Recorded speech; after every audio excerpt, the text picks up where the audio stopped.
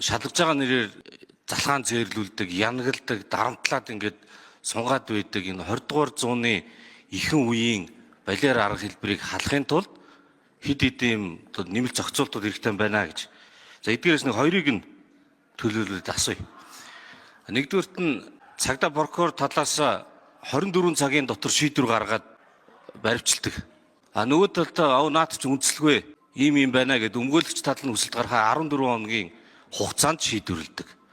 Тэгэхээр нэгийг харьцах нь 14 гэсэн юм хугацааны ялгаа үүсэж байна. Өөрөөр хэлбэл хэрэг шалган шийдвэрлэхэд оролцогч талуудын тэгш хэрэгтэй байх зарчим хангахгүй байна гэсэн үг. Тэгш хэрэг байхгүй болохоор хүний эрх зөрчигдөх үндслүүд нь бол тасрахгүй байна гэж үзэж байгаа. Тэгээ энэ үүнээс үүдээд түрүүний хамгийн их дуулантай нэг хоёр хэрэг байна шүү дээ. Бурхны хүү Баярбаатар яг яасан мэддэхгүй олон нийтэд хүндэтгэлгүй үг хэлсэн гэд баригдсан. Нооргийнх байна.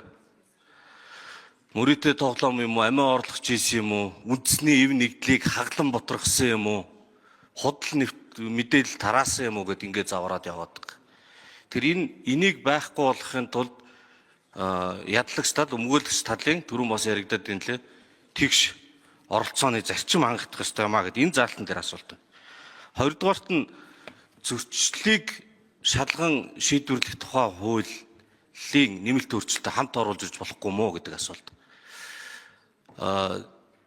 Зөрчлийн хэрэгээр ингээд анхан шатны шүүхэн шийдвэр гаргаад за нэг 7-10 хоногийн баримтлал ял өгчдөг.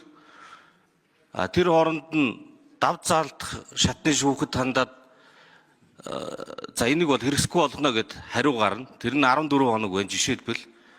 Гэтэл нөгөө хүн чинь 7 хоногийнхоо ядлыг идлээд гарчихсан ингээд хилмигдсэн байдалтай хохироод үлдэх ийм заалт байгаа гэж.